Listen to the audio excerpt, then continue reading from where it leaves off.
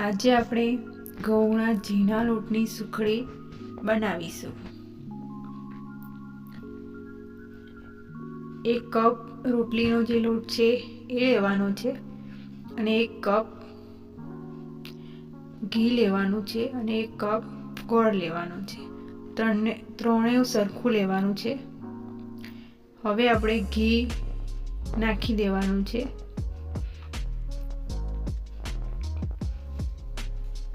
હવે ઘી ગરમ થઈ ગયું છે।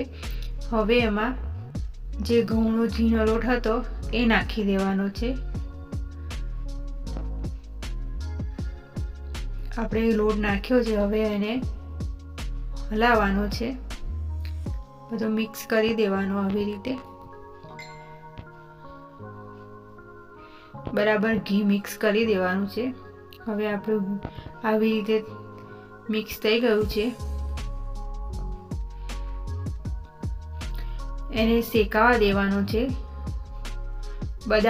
બદામી કલરનો થઈ જાય ત્યાં સુધી આપણે લોટને શેકવા દેવાનો છે।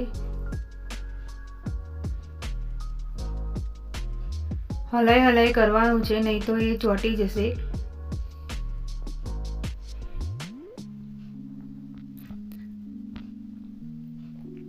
હવે બદામી કલરનો થઈ ગયો છે।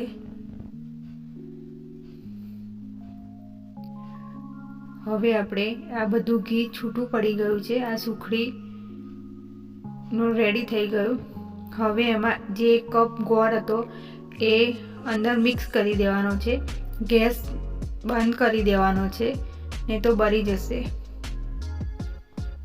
હવે બરાબર ગોળ ઓગળી જાય ત્યાં સુધી આપણે હલાવવાનું છે। ગાંગડા ગોળના ના રહેવા જોઈએ, નહીં તો મોંમાં આવે। બરાબર મિક્સ કરી દો। હવે બધું મિક્સ થઈ ગયું છે।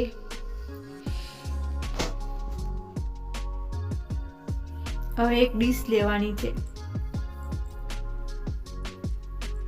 એ ડીશમાં સહેજ ઘી લગાવી દેવાનું છે, એટલે આપણે જે સુખડી નાખીએ એ ચોંટી ના જાય। હવે ઘી નાખી દેવાનું છે। મારી ચેનલ ઉપર નવા આવ્યા હોય તો સબસ્ક્રાઈબ અને લાઈક કરી દેજો।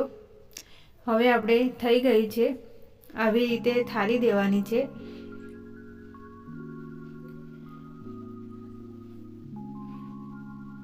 આવી રીતે તમારે દબાઈ દેવાની। હવે આ રેડી થઈ ગઈ।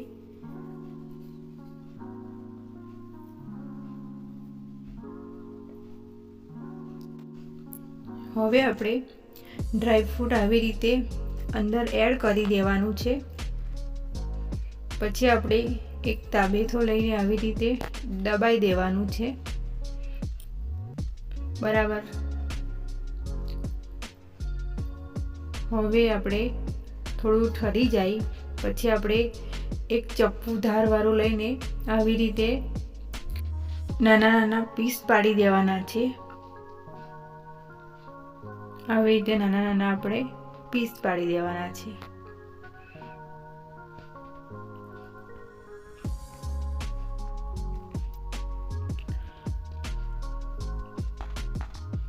હવે આપણે બધા પીસ પડી ગયા છે। આવા ઊભા અને આડા પીસ પાડી દેવાના છે, એટલે ચોરસ થઈ જાય। હવે એને આવી રીતે ધીરે રહીને હવે આપણી સુખડી રેડી થઈ ગઈ છે। મારી ચેનલ ઉપર નવા આવ્યા હોય તો લાઈક અને સબસ્ક્રાઈબ કરજો। Thank you for watching.